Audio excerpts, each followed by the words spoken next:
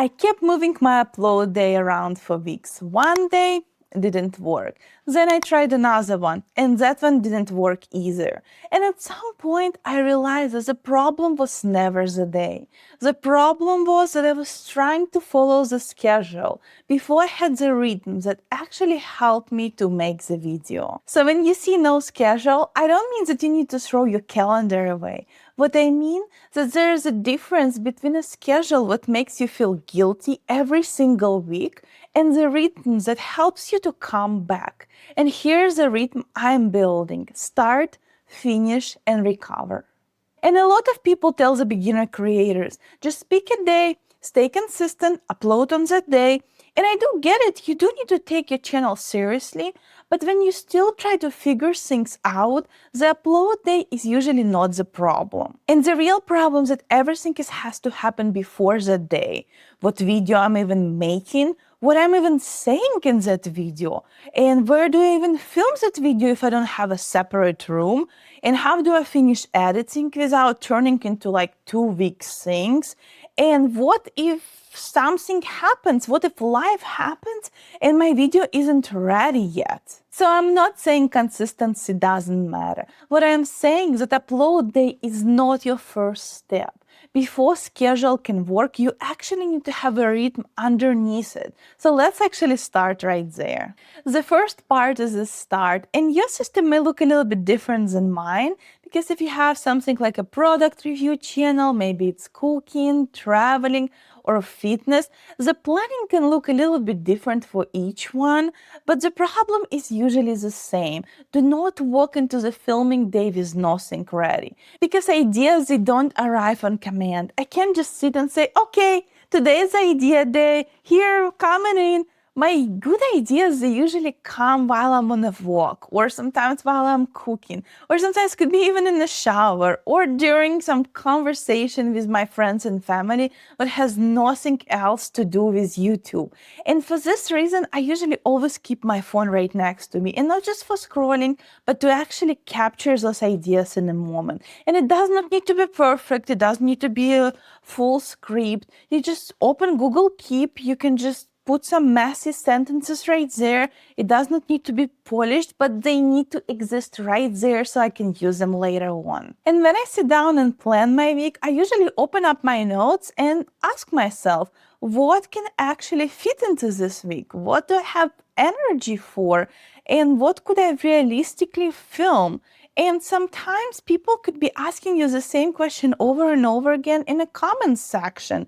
So, for example, people ask me about my editing software, how I approach it all, what tools I use, and that's actually become my next full video. So the questions show up before I even knew it will be my next video idea. So before filming day, I try to have a couple things ready. An idea, a rough promise to the viewer, something about title, direction, maybe couple first sentences, and also fewer like bullet points.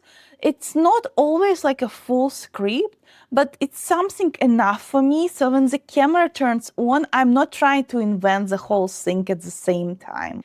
And the second part is finish, and finishing needs a container. If I say something like, I'm planning to film this weekend, it really sounds like a plan, but everything can just keep expanding.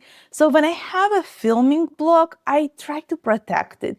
And sometimes it does not look cute at all. Sometimes it's just literally telling everyone around me, I am filming right now, my phone is off, and I'm not available. And I used to put my phone in a vibration, thinking that will be actually enough. But then if it's just one little buzz, then the sentence already left my brain, and then I'm just completely losing what I was saying in the middle of saying. So now when I'm filming, my phone is completely off. I even took my watch because it was bugging me right now with buzzing all the time while I'm actually filming this video. And I can try to make the space as quieter as I can make it. And then I have my notes ready, everything is open, and then I'm ready to film. And I also understand not everyone has a dedicated room. I know that. Sometimes it could be something like a kitchen, sometimes it could be living room, or sometimes you can have an open office like mine, and that's fine too. The goal isn't like having a perfect setup right here. The goal is actually have one protected space where you can film for a while instead of getting pulled out every few minutes. And sometimes at filming days comes in and then just something feels off. Sometimes it could be headache, you could be tired, or you can just feel tense. And then you can just sit down and you try to go through like a rough session, actually forcing your filming. And I went through that filming days before. And when I go and watch it on editing part, I can just hear it in my voice. I see it in my body. And instead of just forcing it, maybe switch the tasks, maybe outline something, maybe work on a B-roll that day, maybe work on your title and thumbnail, maybe fix some notes, prepare the package, basically anything what can keep helping video moving forward. And then you can just come back and film the B-roll on the next day or day after that when you feel a little bit better. And another thing what helps me to finish is actually deciding what done means before I even open my editing software. For me, it's usually like my main point is clear. I know my title and thumbnail, audio is clean, and edit is basically supports what I'm saying. And that's done. It's maybe not perfect, but it's done, because if I can't decide those things before I start editing, then my brain will start keep pushing one more line extra and extra and extra. Something like one more transition, maybe one more clip, maybe you need to add a little bit more B-roll, or maybe rewatch a little bit more. And then video isn't getting anywhere, it's just basically stuck. And the third part is recover. And this is a part what almost never comes up when people actually talk about consistency. Because what happens if you miss a week? What happens if you miss your upload and your whole week goes sideways?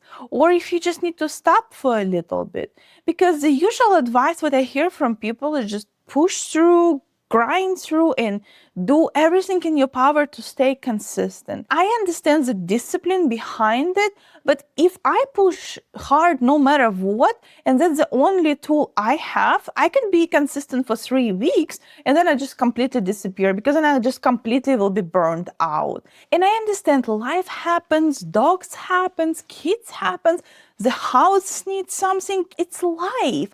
And sometimes even editing takes longer than planned. So for example, for me, my usual upload day is Saturday. In 1 week, that video was done. And I needed one more extra day on editing. So I actually went up and uploaded on Sunday. And honestly, before I would have made it the whole story in my head. Like, I missed a day, I'm not consistent. What should I do? Should I just upload a week later? But you know what? I uploaded on Sunday. So the video still went up. The system didn't fail. I just needed one extra more day to upload my video. And if you watch my last video where I talk about 10 uploads and still staying small, you already actually saw that there were gaps in my channel too. And what I start telling myself that the full long video maybe is not realistic for this week. Maybe I'll just come with something a little bit more shorter just to keep the rhythm alive. And yes, maybe that's not an ideal week, but it's still way much better than just get yourself burned out and then just be quiet for months. Because what happens when you have only option a full video or nothing, you just pick nothing, and nothing then turns into weeks. So I'm learning to treat those missed uploads as a data instead. Maybe I started too late, or maybe I needed a little bit more time for my filming, or maybe the edit was bigger than I expected that week. And that's not failing. It's the system, and that system actually telling me something that needs to be adjusted. This is also another reason why Monday does not work for me as my uploading day, even if it feels like a natural, starting point of the week. And I even try to do Mondays before. But Monday right now is my thinking and planning day. And if I upload on Monday, I know what will happen. I will be just sitting into analytics, watching it all the time, refreshing the page and watching impressions, looking at the views every hour. And then my whole basically planning day becomes just whole analytic spiral instead. So I actually need to be honest how my brain works and not how I wish it worked. And one more thing, choosing the one main platform made everything so much easier. So for me, YouTube is priority right now. Not TikTok, not Instagram, not shorts, not any of that. And I still kind of enjoy it. Like, especially when I go for a walk and Gani maybe do something funny, then I just grab my phone and create a quick video. I know I enjoy it, but I need to choose those priorities right now. Because if all of those platforms will be equally important for me, then I will not be creating anything. It's just, you can't do everything at once. So for me, YouTube is priority. And everything else is genuinely when I have more energy for it and I don't feel like obligation. And rhythm isn't only what you do, it's also what you stop forcing. So when I think about consistency now, I don't start with the upload day.